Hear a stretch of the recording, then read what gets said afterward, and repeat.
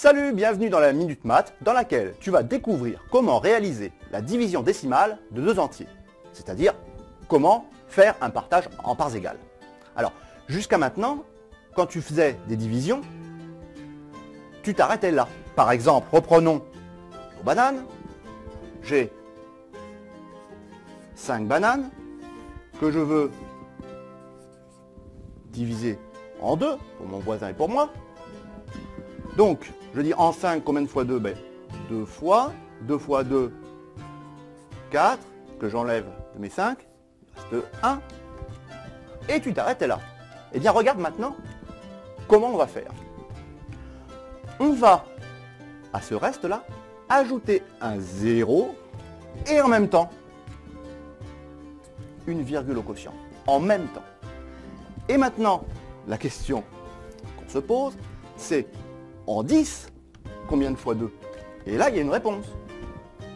Comme tu connais tes tables de multiplication par cœur, 5 fois 2, 10. Ôter de 10, il reste 0. Et c'est bien le nombre de bananes que l'on avait, mon voisin et moi, 2,5. 2,5. D'accord ? Alors, prenons maintenant un autre calcul.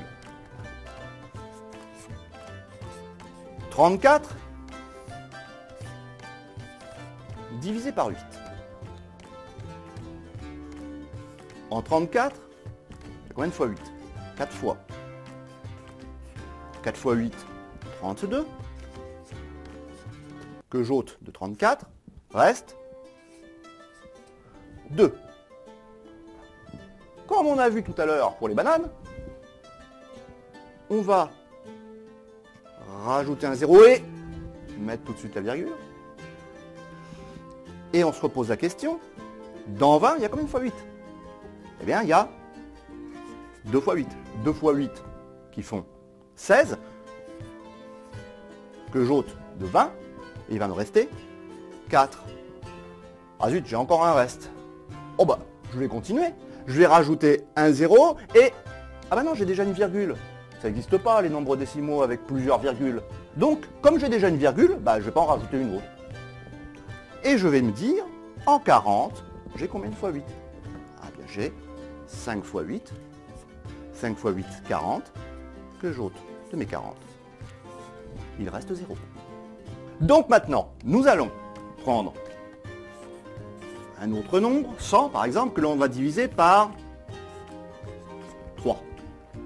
Alors, en 10, combien de fois 3 ? 3 fois. 3 fois 3, 9. Que j'enlève de 10, reste 1. J'ai mon 0 qui est là. Parfait. En 10, combien de fois 3 ? C'est encore facile. On vient de le faire. 3 fois. 3 fois 3, 9. 10 moins 9, ça fait 1. Je me retrouve, comme tout à l'heure, j'ai un reste. Qu'est-ce que je fais quand j'ai un reste ?